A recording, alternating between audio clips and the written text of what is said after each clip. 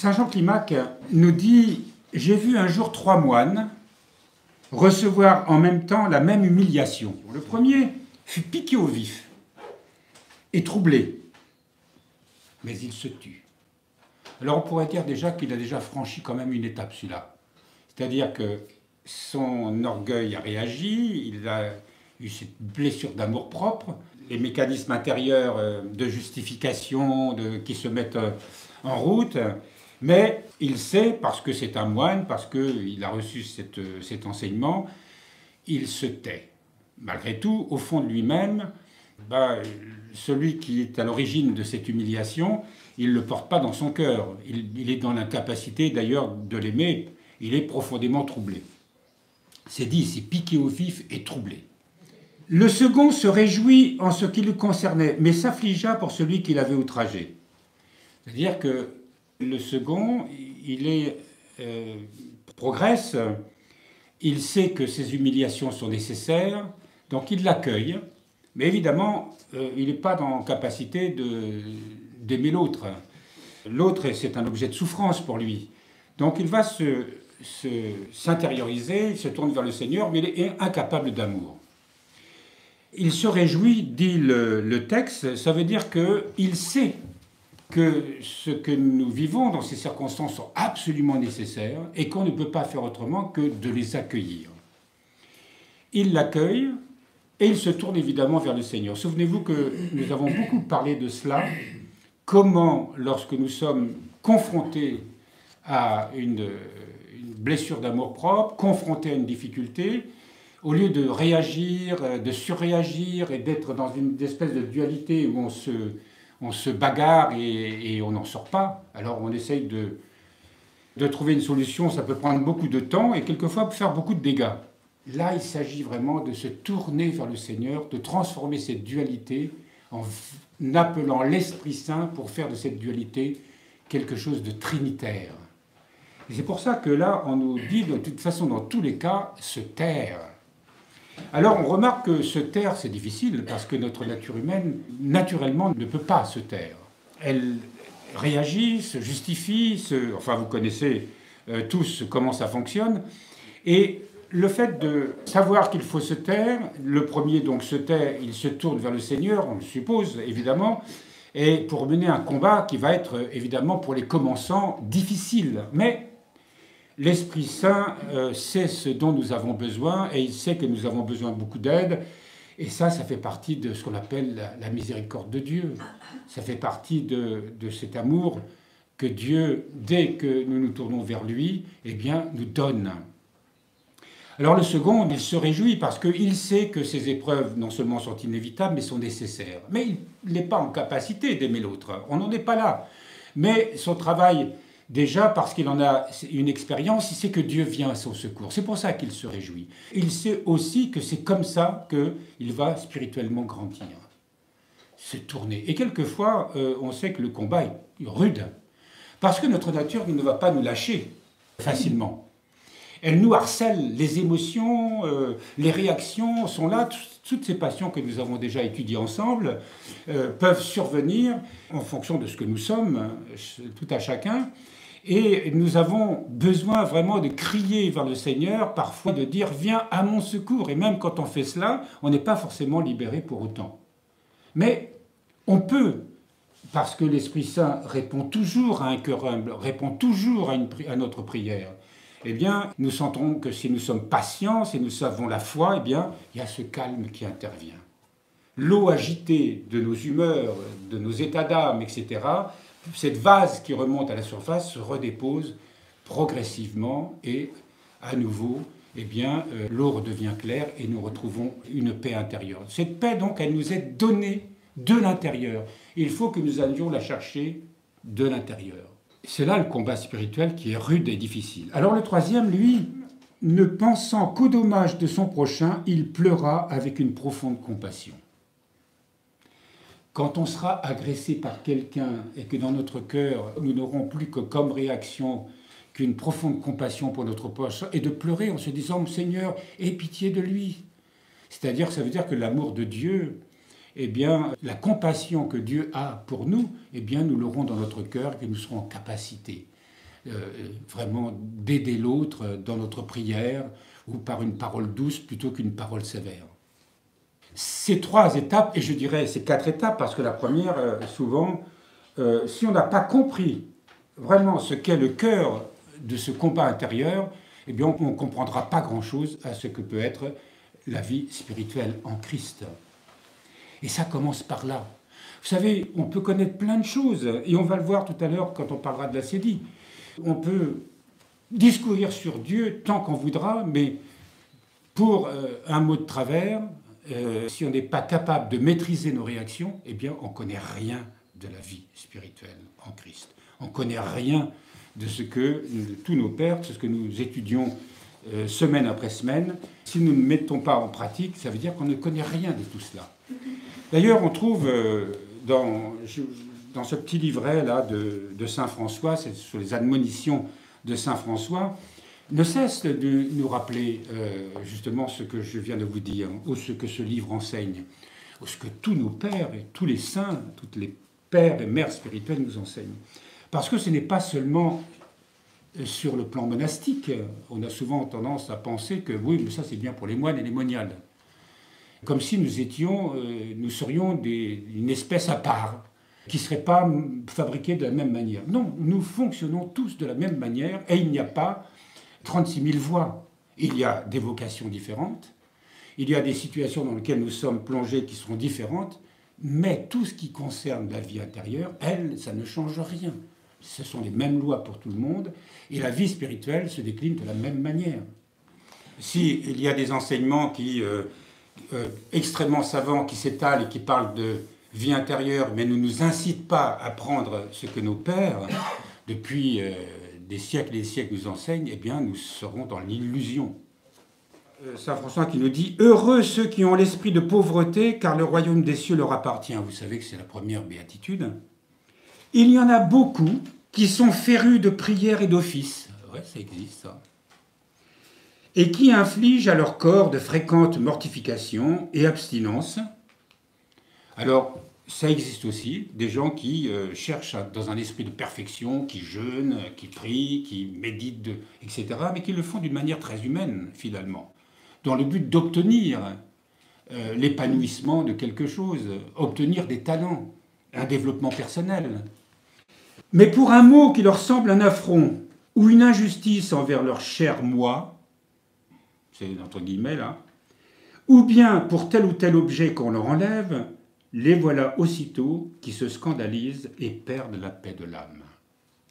Ceux-là n'ont pas le véritable esprit de pauvreté, car celui qui a le véritable esprit de pauvreté se hait lui-même et chérit ceux qui le frappent sur la joue. Alors, chérit ceux qui le frappent sur la joue, c'est déjà dans le deuxième exemple que je vous ai donné, c'est ce moine qui reçoit une humiliation et il est dans la joie. Bon, il n'est pas en capacité d'aimer l'autre, hein, mais il est dans la joie. Et ça, c'est une véritable expérience intérieure. On ne peut pas franchir les étapes. Il nous faut évidemment commencer par le commencement. Nos pères, quand ils parlent d'humilité, d'humiliation, quand ils parlent d'esprit de pauvreté, etc., c'est un discours qui est constant dans toute la littérature ascétique, chrétienne ou non chrétienne d'ailleurs. Et tous ces cours ont pour objet de nous éclairer et d'entrer véritablement d'une manière à la fois personnelle et en même temps communautaire dans ce chemin de vie où on rencontre véritablement le Christ, où tout ce que nous allons vivre, nous le vivons avec lui. Souvenez-vous, quand je vous parlais de ce point vélique, vous savez, quand on parle, je vous le rappelle, dans la navigation à voile, on parle du point vélique, c'est-à-dire le mot vélique vient du mot voile, évidemment. Un bateau à voile, vous imaginez un bateau, c'est une masse passive qui flotte et qui a une quille qui est extrêmement lourde pour la stabilité du bateau, mais pour le faire avancer, il y a un mât et il y a des voiles. Et en fonction du vent, en fonction des conditions maritimes, évidemment, le skipper, lui, déploie la voile qu'il faut, oriente son navire comme il le faut, et le bateau bouge au moment où cette énergie active du vent sur le mât et sur la voile rencontre le centre de gravité du bateau qui se trouve quelque part dans la cale. Et à ce moment-là, ces deux masses qui s'opposent, eh bien, il y a quelque chose qui se met en mouvement parce qu'il y a une troisième énergie qui vient s'associer aux deux premières qui s'étaient confrontées. C'est une loi physique, mais c'est aussi une loi spirituelle. Quand nous sommes en dualité, c'est-à-dire que nous sommes confrontés, et nous le sentons dans notre nature, que nous perdons la paix, que nous perdons le calme, et que nous voyons cette espèce de réaction à l'intérieur de nous où on a beaucoup de difficultés à calmer ces émotions, ces réactions, avec tout ce pataquès dedans qui se met en marche pour se justifier, eh bien là, il faut se tourner vraiment, appeler l'Esprit Saint, se tourner vers le Seigneur pour justement trouver ce centre de gravité spirituelle, pour reprendre la même image précédente. Et ça marche. Au lieu qu'il y ait un blocage et qu'il y ait de la souffrance pour rien, eh bien, il y a quelque chose qui se met en mouvement et quelque chose qui se réalise, qui se transforme. Mais ça demande évidemment de comprendre que cette souffrance est inévitable et qu'elle est beaucoup plus difficile si on ne se tourne pas vers le Seigneur et que si on reste dans une opposition. Mais l'opposition, en fait, elle n'est pas vraiment contre l'autre ou contre les circonstances qui nous ont plongés dans... C'est le véritable adversaire, il est en moi. C'est lui qui me fait souffrir, c'est mon amour-propre. L'adversaire, saint François nous le rappelle aussi, quand il nous dit que « A-t-on commis un péché, c'est la faute au démon. A-t-on subi une injustice, c'est la faute au prochain. » Telle est l'attitude de beaucoup de chrétiens. Mais ce n'est pas sur autrui qu'il faut le rejeter la faute. L'ennemi, chacun le tient à sa discrétion. L'ennemi, c'est-à-dire l'égoïsme qui fait tomber dans le péché. Donc il fait tomber justement dans cet état mortifère dans lequel on se débat. Et tant qu'on continuera d'accuser l'extérieur, eh bien on ne s'en sortira pas. Heureux dès lors le serviteur qui gardera toujours enchaîné cet ennemi, livré entre ses mains, et saura sagement se prémunir contre lui. Tant qu'il agira de la sorte, aucun ennemi, visible ou invisible, ne pourra lui nuire. Donc, c'est notre manière de dire que le véritable ennemi, le véritable adversaire, l'origine de notre souffrance se trouve en nous.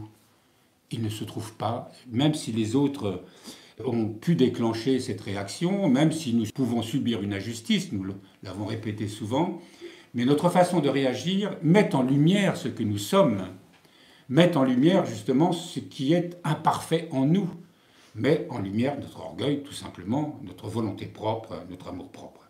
Et nous avons besoin de le voir, parce que si nous ne le voyons pas, comment allons-nous grandir? Si on n'en souffre pas, comment allons-nous le considérer?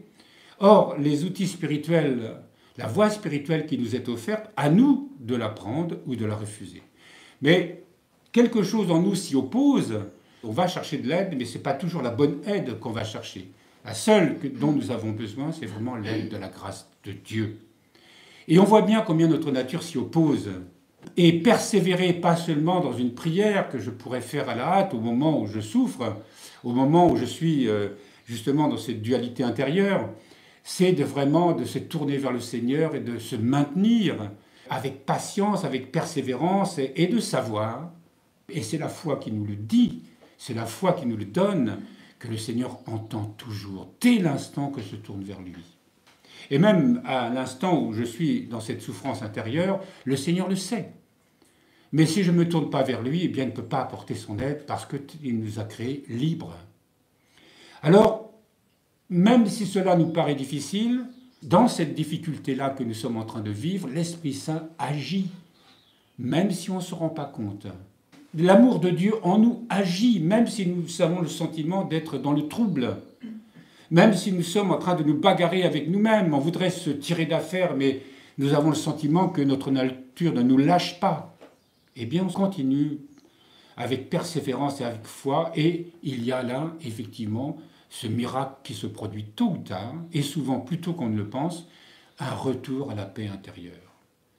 Et ce retour à la paix intérieure est absolument étonnant parce que soudain nous nous sentons apaisés, nous commençons à relativiser l'événement qui s'est produit, et surtout, nous avons une compréhension évidemment qui est complètement différente parce que notre intellect, lui, et je voudrais évoquer cet aspect-là, l'intellect, il fait partie de notre chair, L'intellect, c'est cet organe, si vous voulez, qui soit il est au service de mon petit moi, et il va être totalement obscurci par les émotions, par nos justifications, par etc., etc. Ou alors, nous maîtrisons cet intellect et nous lui permettons de refléter la lumière intérieure, de refléter la grâce intérieure. Justement, et c'est la prière qui permet cela. On tourne notre intellect vers le cœur. On tourne notre intellect vers Dieu qui attend qu'on se tourne vers lui. Même s'il est fortement obscurci et que nous voyons bien qu'il a du mal, nous avons du mal à le maintenir dans cette orientation, il est régulièrement attiré évidemment vers le bas, mais justement la grâce de la prière, l'aide de l'Esprit Saint nous permet de le réorienter encore et encore vers Dieu, de façon à ce qu'il soit comme un miroir, qu'il puisse refléter cette lumière qui, à l'origine, était naturellement reflétée par lui. Quand je dis à l'origine, c'est évidemment avant la chute. Alors voilà dans lequel nous sommes, et ça, on ne pourra pas faire l'économie de ces combats intérieurs. Et nous ne pourrons pas, et tant qu'on refusera cette loi telle que nos pères nous l'évoquent, nous l'expliquent, eh bien, nous pourrons parler de vie spirituelle à n'en plus finir, mais nous n'entrerons jamais dans la réalité de cette expérience de Dieu. Souvenez-vous, la dernière fois, nous avons rappelé qu'il n'y a pas de connaissance de soi sans une connaissance de Dieu. Comment me connaître moi si je ne connais pas Dieu? Et connaissance de Dieu, ça veut dire quoi? Eh bien, ça veut dire justement, dans les cas précis que nous évoquons ce matin, quand nous sommes dans ce combat intérieur, eh bien, en se tournant vers lui, nous apprenons à découvrir que Dieu nous aime, que Dieu est là, que Dieu répond. Et nous découvrons peu à peu sa miséricorde. Nous découvrons peu à peu, justement, cette action de son amour en nous. Quand nous recevons, justement, nous retrouvons la paix intérieure. Et que du manque de charité que nous avions à l'égard des autres, eh bien, nous découvrons qu'à nouveau, nous pouvons les considérer, que nous pouvons les aimer.